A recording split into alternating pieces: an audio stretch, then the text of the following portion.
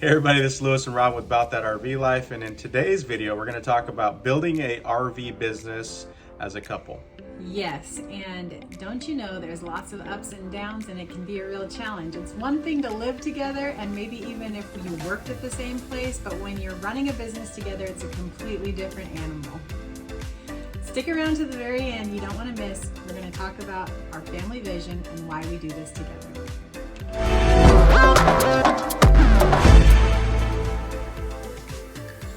Me and my wife have actually built other businesses before. We've built network marketing businesses. She's had a massage therapy business where we've had to work together on scheduling and making sure that we're on the same page.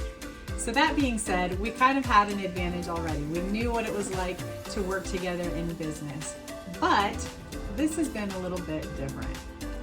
One of the biggest things that we've had to learn and deal with each other, with our children, with ourselves, is patience. Yeah, it's tough, you know, like we said before, when you work with each other, it's a totally different ballgame when you're actually making tough decisions that impact your finances, your time, your well-being. Like there's just so many different factors. So having patience with one another, I think, is a huge deal. So at work, you know, when you're the boss, a lot of times you get to tell a lot of people what to do, right?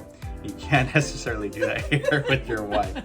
You've got to have some patience and some grace, and use and a you're lot. not the boss. Right, and I'm not the boss, right? And you've got to use some people skills, and you know, a lot of times, you know, the both of us, we're either dealing with something, or a kid met, you know, our kids frustrated us, or there's certain things that are going on. Or for me, when I'm at work, you know, there might be some frustrations and things going on that she needs to be patient and understanding with me. So that it's a big part in building a business together. Is you've got to have patience, you got to give each other grace, and you got to realize that, you know, outside of us running our business, there's a whole lot more life going on that we need to be a little bit more understanding of. As with any business, there are lots of different roles that we have to play. And so one of the things about working together is you have to figure out who's going to do what things that need to be done. So for us with an RV business, we have, you know, we've got the bookkeeping, we've got the social media, we've got the marketing, we've got picking up, we've got dropping off, we've got the cleaning, we've got the dumping, we've got the maintenance. There's all these different things. And so one of the most important things for us was figuring out who's going to do what. Like in the beginning, you know, one of the topics here we're going to talk about is communication. But in the beginning, you can't just assume my wife's going to do every single thing, or she can't assume that I'm going to be doing certain things, right? We need to be on the same page.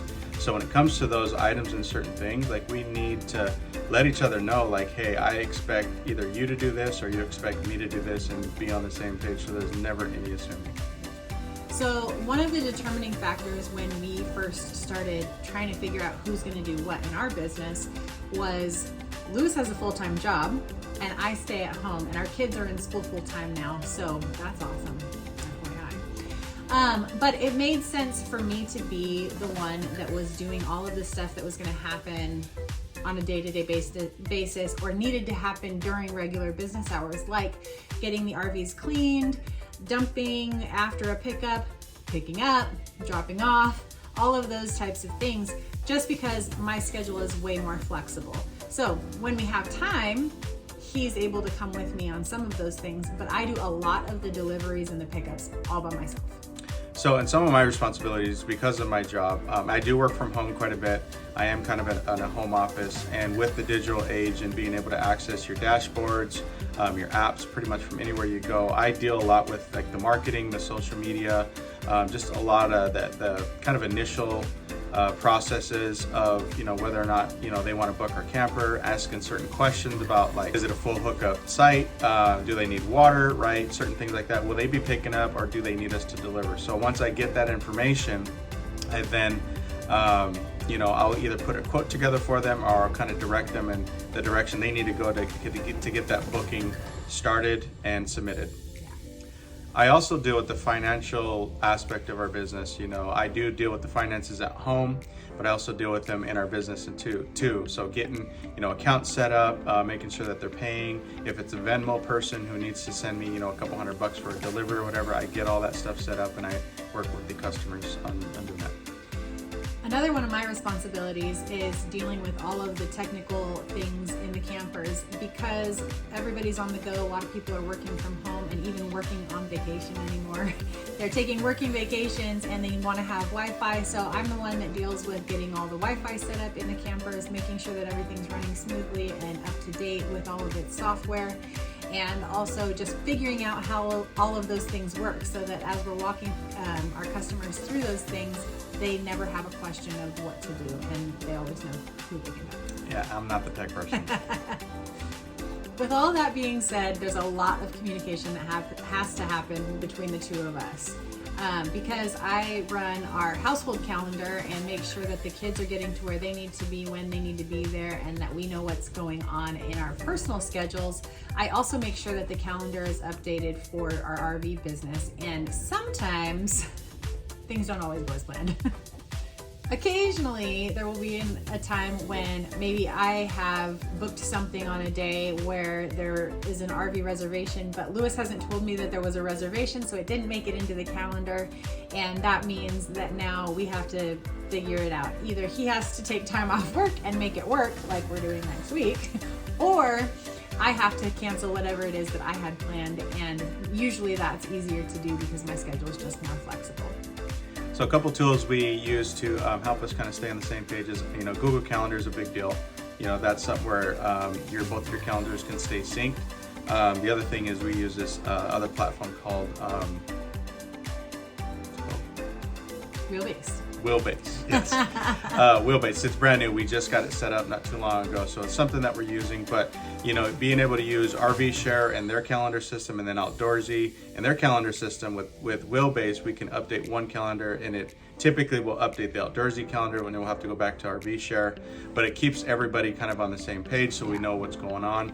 But that's real important. And then obviously group text and chats. Those are something that we do. Once we get that booking, I'll reach out to that customer in a text message with my wife copying on it. So if they're talking about changing their delivery times, or just any sort of changes, or even us, like if we have something that's going on, we can give them a heads up while giving my wife a heads up, and she can do the same for me.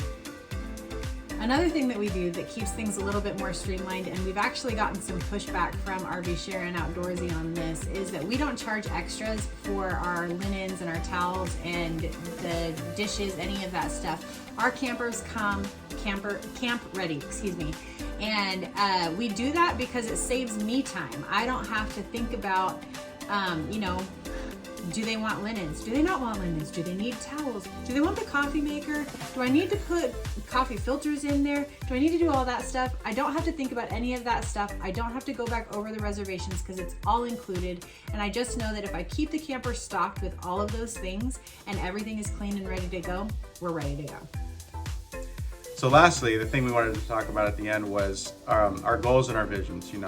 Part of our kind of family vision we've always been an entrepreneurial family. We've always wanted to teach our kids what it looks like to be an entrepreneur, to be a business owner, to work together, to build that American dream. It's always been real important for us to want to do that.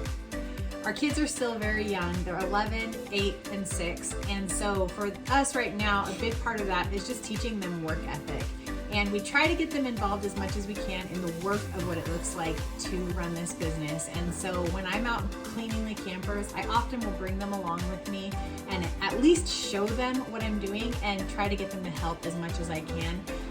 But a lot of that comes down to working on things in the house with them and just talking about what it means to run a business, and that it doesn't mean that we clock in at whatever time and we clock out at whatever time and it's over. There's a lot of work that happens outside of normal business hours.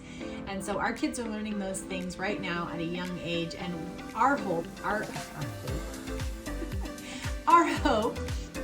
for them is that when they grow up, they know that they have options. They don't have to be looking for a 9-to-5 job. They can start a business if they want to, because that's the freedom that we have. Yep. So thanks for watching, everybody.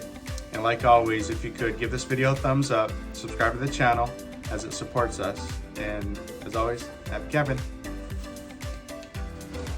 You might be wondering if I have any other clothes. And the truth is, I do. I just wear this shirt when we record because our friends over at the Layman's Cup are great supporters of ours, and we want to be great supporters of theirs. So if you want to, go find them on YouTube. They're working on getting on YouTube right now, and they have a channel all set up, ready to go for... Matter of fact, I'll get their channel link in our description. They're ready to have people subscribing and start checking out their videos. And if you don't want to watch them on YouTube, their podcast is amazing. Go check them out on iTunes. That'll be in the description also.